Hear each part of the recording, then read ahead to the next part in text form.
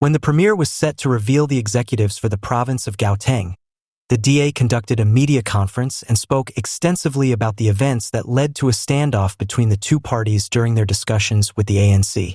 Before we continue, please kindly hit on the subscribe button.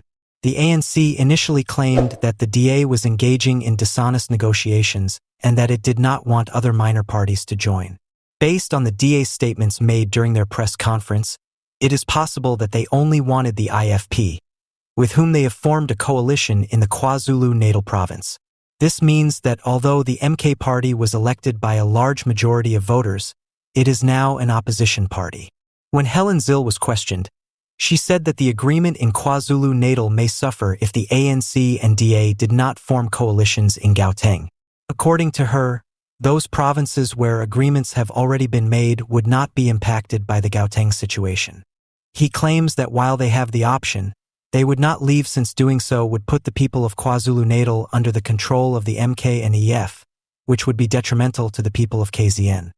She said that they would not allow the Kwa-Zulu Natal people to live under the control of the MK party and the EFF.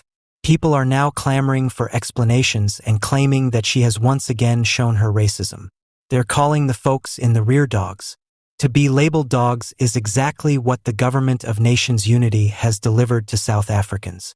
Accepting that the DA is a white party that consistently ignores black people is important. We are aware that they may later claim that it was a figure of speech, but the fact remains that black people were called dogs at the end of the day. Once again, Helen Zille, the Democratic Alliance's DA Federal Council chairperson, has expressed her worries over what she sees as an unfair distribution of cabinet positions within the coalition government in South Africa. Zille said that the Democratic Alliance, DA, had not received its fair share of cabinet slots in a statement released on Tuesday. Zille said at a news conference that the DA, a major stakeholder in the coalition, did not get a fair share of cabinet seats. She underlined that the party deserved a more significant role in the cabinet due to its electoral support and contributions to the coalition's success. Following the hotly fought general elections earlier this year, the coalition government was created, and Zille's remarks coincide with current debates inside the cabinet. The coalition has had difficulty allocating authority and duties among its members since it is made up of many parties with disparate goals. We have consistently pushed for governance that is fair and open. The true mandate given to us by our voters is not reflected in the current distribution of cabinet roles, Zille said. She emphasized how crucial it is to make sure that the national agenda fairly represents the ideas and goals of the DA. The DA has urged coalition partners to reconsider the distribution procedure and demanded a review of the cabinet assignments. Zille said that while the party is still dedicated to the coalition, it is looking for a solution that upholds the values of justice and proportional representation. Leaders of the coalition have not yet replied to Zille's remarks. Political observers, however, feel that if the problem is not resolved right once, tensions inside the administration may rise. Parties are expected to engage in more intense talks in the next weeks. The African National Congress, ANC, has once again been publicly chastised by Helen Zille, the chairperson of the Democratic Alliance, DA, Federal Council, over the impasse in coalition talks.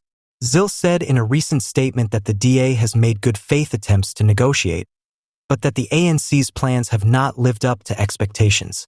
Without disclosing to us how many cabinet seats they want to retain for itself, the ANC has up to now been willing to grant the DA 3 of the 10 available seats, according to Zille. A major obstacle in the coalition discussions has been the ANC's lack of openness and thorough preparedness.